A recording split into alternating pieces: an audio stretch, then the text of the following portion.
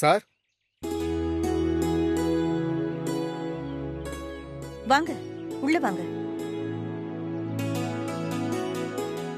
வணக்கம் madam. Sir இருக்காங்களா? இருக்காரு. நான் ஆபீஸ்ல இருந்து வரேன். சார் கிட்ட ஒரு 2-3 பேப்பர்ல கையெழுத்து வாங்கணும். நீங்க உட்காருங்க. நான் அவரை கூப்பிடுறேன். மா, யாருமா இவரு? உங்க அப்பா கிட்ட ஏதோ சைன் வாங்கணுமா? ஆபீஸ்ல இருந்து வந்திருக்காங்க. கையெழுத்தா? கண்டிப்பா அப்பாவுக்கு ஒரு பெரிய அமௌண்ட் வரும். இந்த வாய்ப்பை மிஸ் பண்ணிடக்கூடாது ராஜா. நான் போய் உங்க அப்பாவை கூட்டிட்டு வரேன். இருங்கம்மா, நான் போய் கூட்டிட்டு வரேன். அப்பா,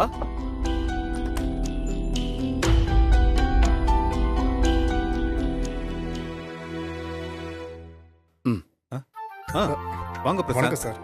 உட்காருங்க. அப்புறம் ஆபீஸ் எல்லாம் எப்படி போகுது? நீங்க எப்படி இருக்கீங்க? அப்படியே போயிட்டு இருக்கு சார். சந்திரசேகர் சார், நீங்கன்னு வரிசையா எல்லாரையும் இப்படி அனுப்பிட்டாங்களேன்னு தான் எல்லாருக்கும் வருத்தம். இதே நிலைமை யாருக்கு வேணாலும் வரலாம். வேலை எப்போ போகும்னு டென்ஷன்லயே வேலை பார்க்க வேண்டியிருக்கு சார்.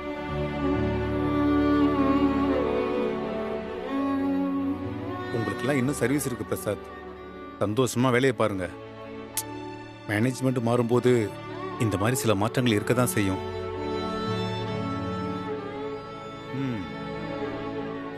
இந்தாங்க காஃபி. Thanks madam.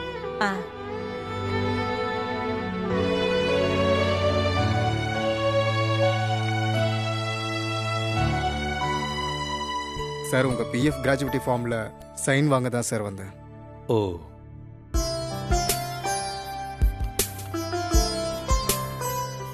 இந்தாங்க சார்.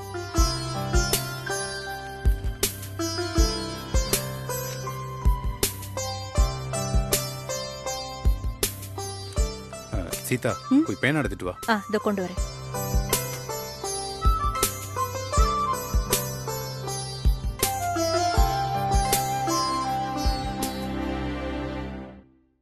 இந்தாங்க.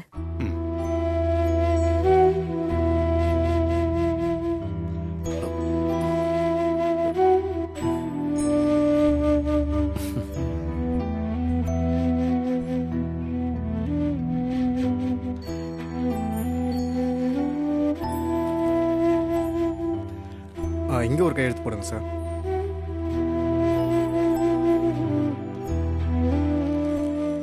அப்புறம் அங்க.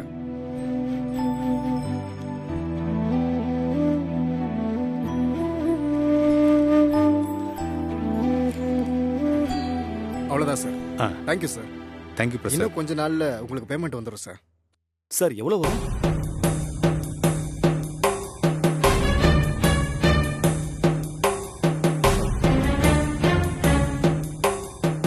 இல்லப்பா, சும்மா தெரிஞ்சுக்கலாமேன்னு தான் கேட்டேன்.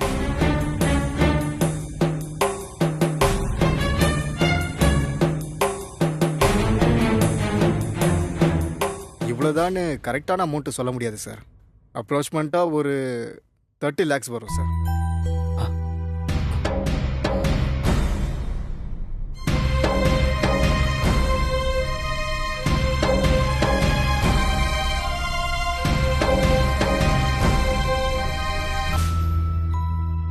ஓகே சார், நான் கிளம்புறேன். வாங்க.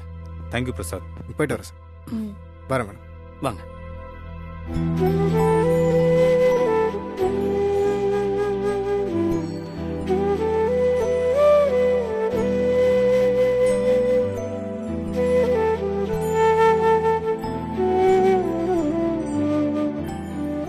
நான் உள்ள போறேன். சரிங்க.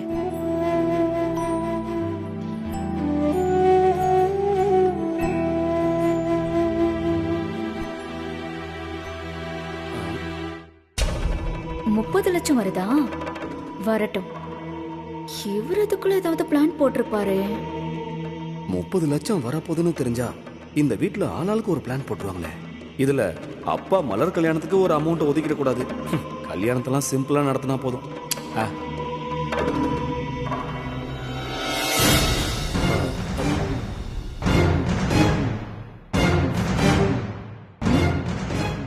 ஒண்ணும் இல்லையே.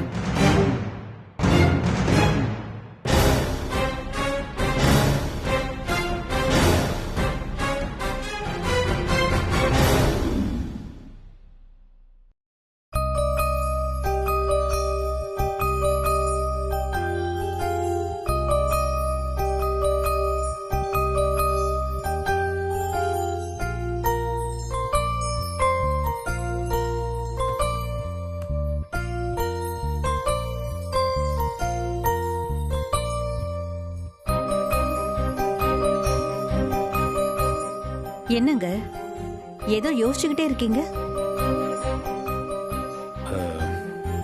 அடுத்து என்ன பண்றதுன்னு தான் யோசிச்சுட்டு இருக்கேன். இதுக்கு மேல என்னங்க, மலர் கல்யாணம் தான். அதை எப்படி பண்றதுன்னு சரியா யோசிச்சு ஒரு முடிவு பண்ணிக்கிட்டு நல்லபடியா நடத்தி முடிச்சிடலாம். அது போதுங்க. என்ன சிரிக்கிறீங்க? உனக்குன்னு நமக்குன்னு நீ தனியா யோசிச்சதே இல்லை சீதா. நமக்குன்னு இருக்கிறது நம்ம பசங்க தான். அவங்களுக்கு வேண்டியதை செஞ்சு கொடுத்துட்டு அவங்க சந்தோஷமா வாழறத பார்க்கணும். நமக்குன்னு யோசிக்க அதை தவிர வேற என்னங்க இருக்கு?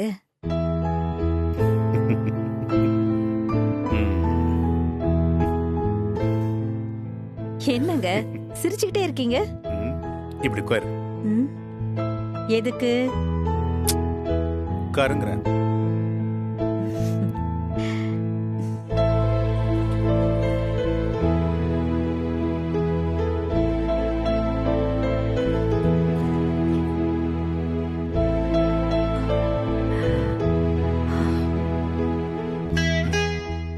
சீதா, நமக்கு கல்யாணம் ஆகி எத்தனை வருஷம் இருக்கும்? அது இருக்கும். அதே எதுக்கு இப்ப கேக்குறீங்க? சும்மாதான். நம்ம கல்யாணத்தப்ப உனக்கு என்ன வயசு இருக்கும்? ஒரு 22, 23? இப்ப எனக்கு 56 வயசு. உனக்கு 52, 53? இதத்தான் இவ்வளவு தீவிரமா யோசிச்சுட்டு இருந்தீங்களா? இல்ல, இத்தனை வருஷத்துல உனக்குன்னு எந்த ஆசையுமே இல்லையா? புரியுது புரியுது.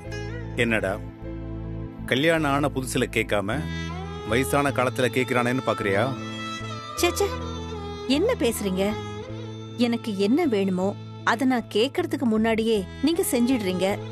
இப்ப கூட என் பிறந்த நாளைக்கு பரிசு கொடுத்தீங்கல்ல, அந்த மாதிரி. இத்தனை வருஷமா உன்னை சந்தோஷமா பாத்துக்கிட்டு நானு எனக்கு தெரியாது. உன் மேல எவ்வளவு அன்பு வச்சிருக்கேன்னு கூட நான் வெளிப்படையா சொன்னதில்லை. ஆனா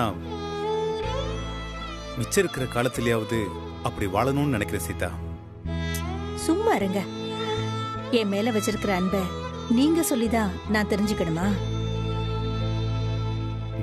கல்யாணம் ஆன புதுசுல நிறைய பேசிட்டே இருப்போம்ல, அதுக்கப்புறம் உங்ககிட்ட பேசுறது கூட குறைஞ்சு போச்சு.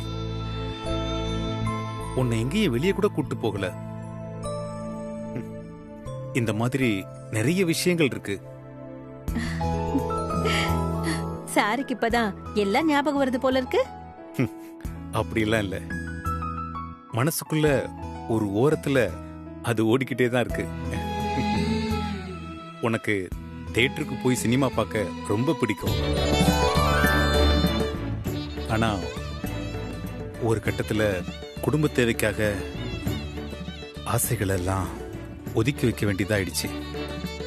அதுக்காக இப்ப சினிமாவுக்கு கூட்டு போறீங்களா? என்ன பசங்க என்னங்க நினைப்பாங்க? ஏன் பொண்டாட்டிய நான் சினிமா கூட்டு போவேன், பீச்சுக்கு கூட்டு போவேன், எங்க வேணாலும் கூட்டு போவேன். எவன் கேப்பான்?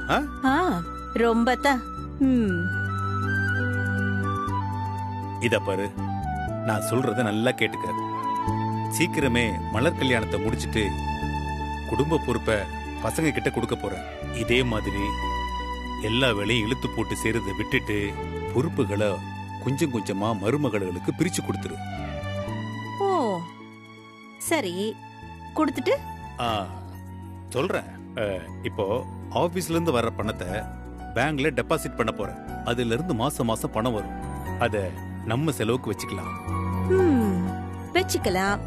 அப்புறம் அப்படியே முடிஞ்ச வரைக்கும் கோவில், குளம், சினிமா, மாலுன்னு என்னன்னு ஆசை இருக்கோ சொல்லு, எல்லா இடத்துக்கும் போயிட்டு வந்துடலாம்.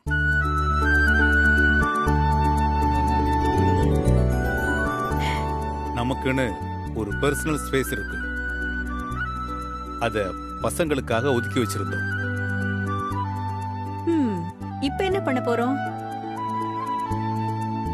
பசங்களையும் தொந்தரவு பண்ணாம நம்ம வாழ்க்கைய வாழணும் சீதா.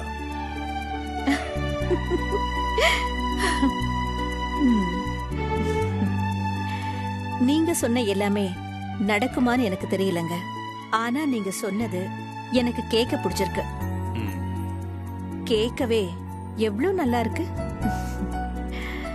எல்லாத்தையும் தாண்டி எனக்குன்னு நீங்க யோசிக்கிறீங்கன்னு நினைக்கும் போது எனக்கு முழுசா வாழ்ந்த சந்தோஷம் கிடைச்சிருச்சு.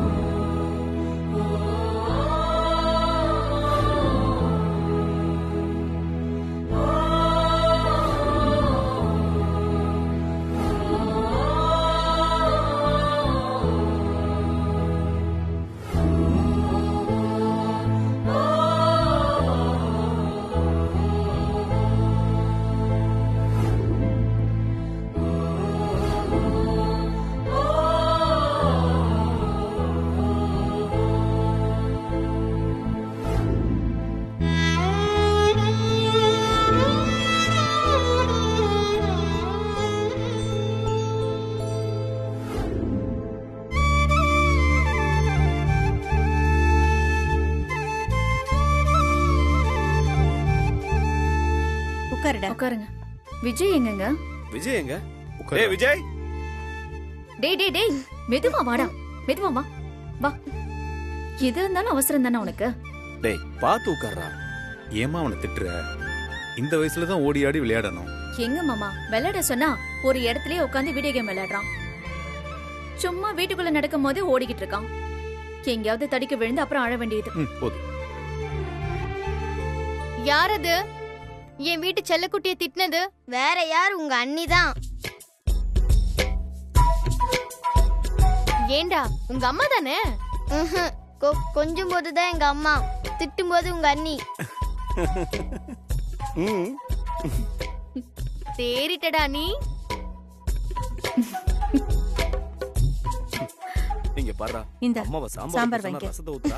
போதும். டேய் இந்த இன்னும் கொஞ்சம் வாங்கிக்க. வா உமா. ஆமா. ரவி எங்க? வெளியில போயிருக்காரு அத்தை.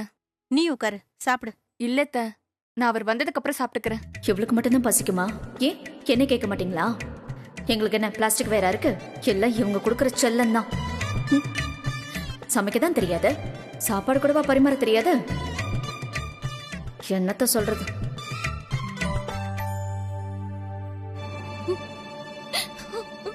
அம்மா அம்மா,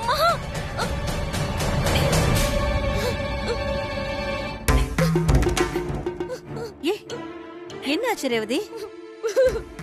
என்ன ரேவதி, என்னாச்சுமா? இன்னைக்குதான் ஏதோ புதுசா வர மாதிரி என்னாச்சு ஏதாச்சுன்னு கேட்டுட்டு இருக்காங்க. இனிமே நாங்க போக மாட்டோமா? இங்கே ஒரு ஓரமா இருந்துக்கிறேன். அக்கா, முதல்ல என்ன விஷயம்னே சொல்லாம இப்படி அழுதா என்ன அர்த்தம்? அப்பா அம்மா எப்படி பதட்டமாவறாங்கன்னு பாரு. அம்மா, இவளை கட்டி கொடுக்கும் போது நல்ல இடமா பார்த்து கட்டி கொடுமா. என் வாழ்க்கை மாதிரி ஆயிடக்கூடாது.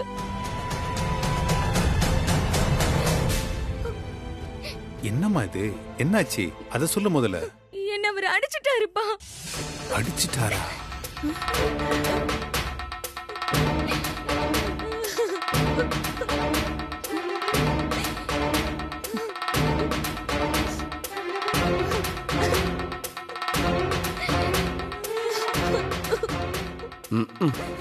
Something wrong. ஏதோ பெரிய டிராமாவை போடுறா. என்னவா இருக்கும்? அடிச்சாரா? என்னடி சொல்ற? எதுக்கு அடிச்சாரு? குடிச்சிட்டு வர மனுஷனுக்கு அடிக்கிறதுக்கு ஒரு காரணம் வேற வேணுமா?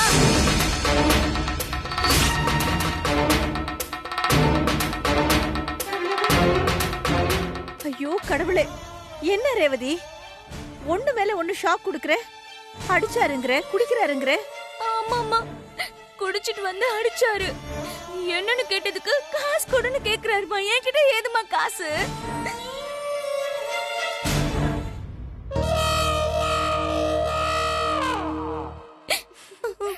உன்கிட்ட இல்லனா உங்க அப்பா கிட்ட போய் வாங்கிட்டு வான்னு சொல்றாருமா. ஓ அப்படியா மேட்ரு? பண விஷயம் தெரிஞ்சுதான் டிராமா பண்ண வந்திருக்கா போல. நடக்கட்டும் நடக்கட்டும். முதல்ல அழுகிறதுன்னு பாட்டு கண்ணத்தோட. நான் மாப்பிள்ளை கிட்ட பேசுறேன். சீதா, என் போன் எடுத்துட்டு வா. மாமா மாமா மா, இப்ப வேணாம், இப்ப பேசாதீங்கப்பா. உங்களை மரியாதை இல்லாம பேசிடுவாரு. அவர் எப்படி போட்டோம், நானும் என் பிள்ளைங்களும் இதுக்கு மேல கஷ்டப்பட முடியாதுப்பா.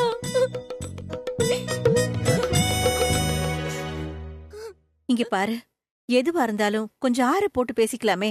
போ, போய் முகத்தை கழுவிட்டு வந்து உட்கார்ந்து ஒரு வாய் சாப்பிடு. இவளை பார்த்தா சாப்பிடாத மாதிரியா தெரியுது. நல்லா ஃபுல் கட்டு கட்டிட்டு இங்க வந்து இந்த கத்து கத்திக்கிட்டு இருக்கு. என்னடி, கொஞ்சம் கூட யோசிக்காம இப்படி பண்றாரே? பாவம், நடுவுல கிடந்து இந்த பிள்ளைங்க தான் தவிக்குதுங்க.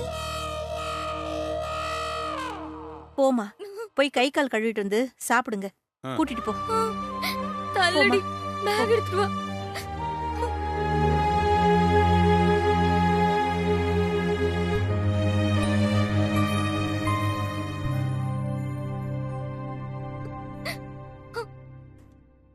பாவம் அப்பா.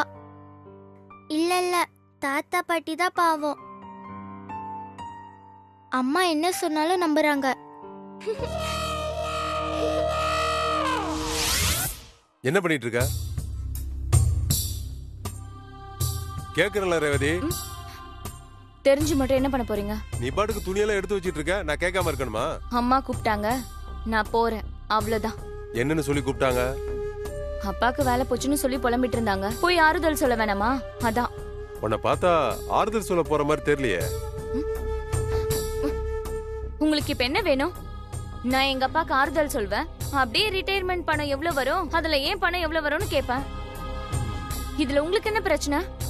அது ஏன் வீடு, அவங்க ஏன் அப்பா அம்மா. என்ன பேசணும் என்ன பேசக்கூடாதுன்னு எனக்கு தெரியும். நீங்க சும்மா இருந்தா மட்டும் போதும், எல்லாத்தையும் நான் பாத்துக்கிறேன். ஏய், உங்க அப்பாவே வருத்தத்துல இருப்பாரு, இந்த நேரத்துல போய் இதை கேட்கலான்னு யோசிக்கிறியே, இதெல்லாம் நல்லாவா இருக்கு? இது பாருங்க, லட்ச லட்சமா பணம் வருது. எல்லாத்தையும் தூக்கி தம்பிங்க கிட்ட கொடுத்துட்டு வர சொல்றீங்களா? அவங்க எல்லாம் சொகுசாதான் இருக்காங்க, நான் தான் இங்க கஷ்டப்பட்டுட்டு இருக்கேன். இங்க பாருங்க, நான் ஒன்னும் தியாகிலாம் இல்ல, புரியுதா? எனக்கு சேர வேண்டிய பணத்தை நான் கேட்க போறேன். என்னமோ உங்க வீட்டு பணத்தை கேக்குற மாதிரி ரொம்ப ஃபீல் பண்றீங்க. உங்க வேலையை மட்டும் பாருங்க. மாமா வார்த்தையும் உன்னை கேட்காம எந்த ஒரு முடிவும் எடுக்க மாட்டாங்க. ஆனா இப்ப வேலை போன நேரத்துல கணக்கு பார்க்க போறது ரொம்ப தப்பு ரேவதி. ஓ ஐயோ, எது சரி எது தப்புன்னு நீங்க இப்படி கணக்கு போட்டுக்கிட்டே இருங்க, நான் போயிட்டு வந்துடுறேன். அத குடுறி.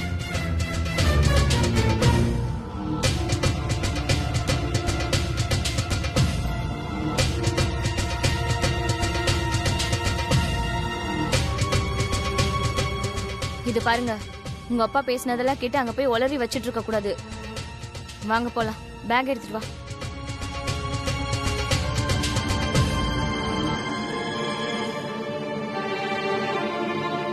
போ. சொன்னா கேளு ரேவதி. ஓடி சீக்கிரம். ஹே, பேசாம வாங்க, உள்ள வாங்க.